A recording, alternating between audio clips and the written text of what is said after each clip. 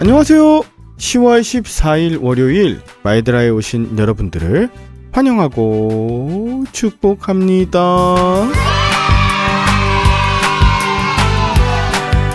어제 좋은 날씨 가운데 야외 예배 잘 마쳤습니다. 저는 이것저것 준비하느라 분주하긴 했지만 노래도 부르고 많은 성도님들과 함께 좋은 시간 보내고 왔답니다.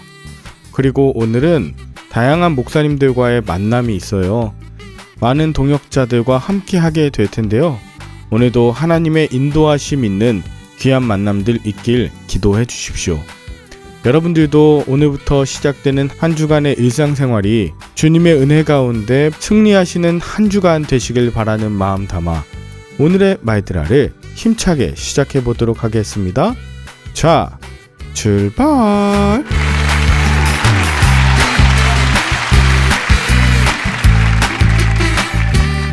오늘은 에스라서 마지막 10장을 묵상합니다.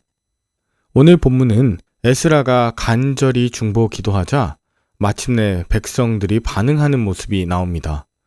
이전에는 일부 지도자들만 이방인과 결혼한 일에 대해서 문제의식을 느끼고 있었는데 이제 에스라가 회개운동을 벌이면서 모든 백성들이 이 일에 동참하게 된 것입니다.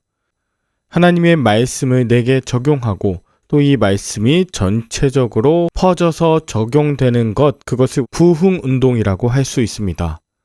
우리나라에도 1907년 평양 대부흥운동이 대표적으로 부흥의 역사가 일어났습니다. 그런데 대부분 부흥이라는 말을 교회의 수적 성장이라는 의미로 사용하는데 그것이 아니라 진정한 부흥은 하나님의 말씀이 내게 들리고 그것이 내게 적용되었을 때 삶의 변화, 그것이 바로 부흥입니다. 자, 에스라는 먼저 1절에 보면 성전 앞에 엎드려 기도했어요. 여기서 엎드려 기도했다는 것은 자신을 낮고 작은 모습으로 몸을 수그렸다는 것입니다.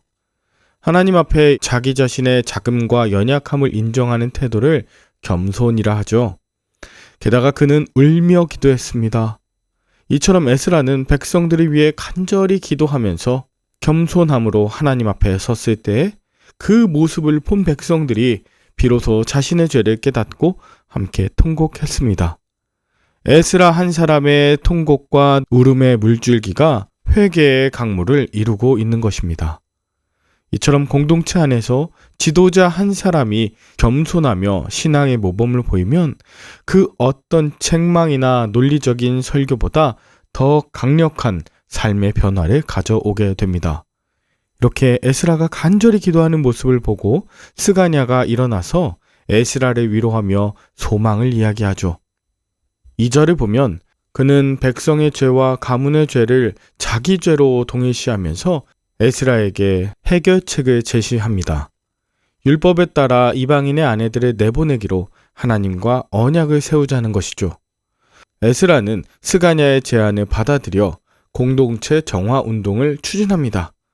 스가냐가 에스라의 공동체 개혁을 추진할 수 있도록 옆에서 조력했다는 것에 포커스가 맞춰져야 합니다.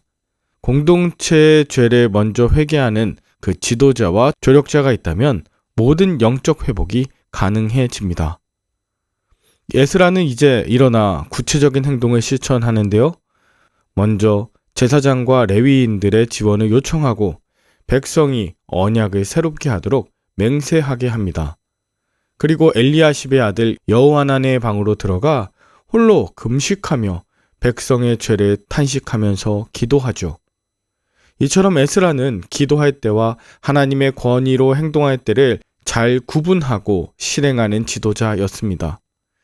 그가 율법의 깊은 지식과 신실한 삶이 가능했던 건 홀로 금식하며 기도한 그 영적인 권위가 있었기 때문입니다. 이제 9절에 보면 에스라의 요청에 따라 모든 백성이 아홉째 달 21일에 예루살렘 광장으로 모였습니다. 백성은 차가운 비에 젖어 있었고 하나님의 진노에 대한 두려움으로 더 떨렸습니다. 시기적으로 볼 때 그 비는 반가운 비로 하나님의 돌보심을 떠올리게 하는 비였지만 이제는 자신들의 범죄함 때문에 차가운 비, 두려운 징계의 비로 느껴졌을 거예요. 하나님과의 관계가 멀어지면 내게 주어졌던 모든 은혜가 느껴지지 않고 두려움만 남게 되기 때문이죠. 그 자리에서 에스라는 예루살렘에 모인 모든 백성에게 자신의 죄를 자복하고 하나님의 뜻에 순종하며 죄를 끊어버릴 것을 요청합니다. 이에 모든 백성이 큰 소리로 화답함으로 에스라의 요청을 수락합니다. 모든 사람이 한 마음으로 회개운동에 동참하겠다는 것을 의미하죠. 공동체의 영적 회복은 개인이나 소수 한 사람에 의해서 시작되었지만 절대 그 소수로는 완성되지 않습니다. 모든 구성원들이 한 마음으로 말씀이 들리고 그 말씀에 큰 소리로 화답하며 동참할 때 진정한 영적 회복이 이루어집니다. 그들은 모두 하나님 앞에서 두려워 떨면서 담대하게 결단하면서 하나님의 긍휼을 간구합니다. 그리고 16절부터 17절까지는 에스라가 선포한 이 개혁을 시작하는데 총 3개월이 걸렸다고 합니다. 이것은 굉장히 신중하게 이 일을 진행했음을 알 수 있고요. 지도자였던 제사장과 레위인이라는 백성의 어른들로부터 죄를 인정하며 이방인의 아내를 내보내기로 결의한 것입니다. 제사장과 레위인 중에 대부분은 이방인과 통혼했음을 알 수 있는데요. 이 자체는 상당히 실망스럽긴 하지만 회개하고 문제를 바로잡기로 결의하는 모습에서는 소망을 발견할 수 있습니다. 자, 이제 25절에서 마지막 44절까지는 일반 백성 중에 이방인과 통혼한 사람들의 이름이 열거되고 있습니다. 제사장이나 레위인뿐 아니라 일반 백성까지도 이름을 밝혀 기록한 것을 보면 이 문제가 얼마나 심각했는지, 또한 유다 공동체의 영적 혼합을 막기 위해서 굉장한 고통을 감내하는 모습을 엿볼 수 있죠. 이렇게 에스라의 개혁은 남을 정죄하기보다는 모두 함께 고통에 동참하고 지도자들로부터 회개하는 일에 앞장섰다는 것에 그 의의가 있습니다. 여러분은 오늘 본문을 통해 무엇을 느끼셨나요? 에스라는 위기의 때 사람들을 말로만 이끄는 것이 아니라 직접 무엇을 해야 할지를 보여주었습니다. 먼저 간절히 기도했고 엎드려 겸손함으로 통곡했습니다. 또한 그는 구체적인 행동을 실천하게 함으로 그 말씀이 내 삶에 직접 부딪혀 삶으로 열매 맺게 했죠.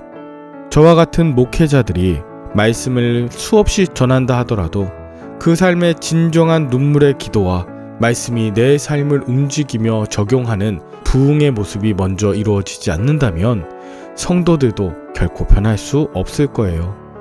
삶의 변화가 있는 그 진정성으로 말미암아 우리의 모든 삶이 예수님의 모습을 닮아가게 될 것입니다. 여러분과 제가 말씀 묵상으로 만족하며 끝내는 하루가 아니라 회개함이 우리의 태도의 변화와 행동의 교정까지 이루어져서 하나님을 향해 온전히 나아가실 수 있는 복된 하루 되시기를 간절히 축복합니다. 함께 기도할까요? 하나님 아버지, 오늘 에스라가 주님 앞에 엎드려 옷을 찢고 또 머리털과 수염을 뜯으며 눈물로써 기도하는 모습을 보며 저의 죄와 민족의 죄를 위해 기도하지 못했던 저의 지난 날들의 모습을 회개합니다. 여호와 하나님을 향하여 손을 들고 아버지 하나님, 나의 죄 때문에 민족의 어려움이 있고 이 나라 이 땅 가운데 불법과 불의가 가득하며 하나님의 말씀 따라 살기는커녕 남을 말씀으로 정죄하고 혐오하는 일들이 가득했사오니 아버지 하나님, 내가 먼저 눈물로 회개하게 하여 주시옵소서. 주님, 말씀을 내 삶에 적용하지 못하고 남을 판단하고 비판하며 정죄하는 더럽고 가증한 일로 남들을 죽이는 일에 함께 동참하지 않게 하시고 우리의 모든 죄악보다 형벌을 가볍게 하시며 주의 긍휼하심을 놓지 말아 주시옵소서. 에스라의 회개의 기도가 바로 저의 기도가 되고 마이드라 식구들의 기도가 되어서 그 눈물의 기도로 말미암아 가정이 살고 교회가 살고 이 나라 민족이 정결하게 되게 하여 주시옵소서. 이 세상 모든 영혼들을 정결하게 하신 예수 그리스도 이름으로 기도 올리옵나이다. 아멘. 에스라 10장까지 묵상하신 여러분들 모두 수고하셨습니다. 내일부터는 느헤미야를 묵상하도록 하겠습니다. 오늘 하루도 좋은 하루 되세요. 샬롬.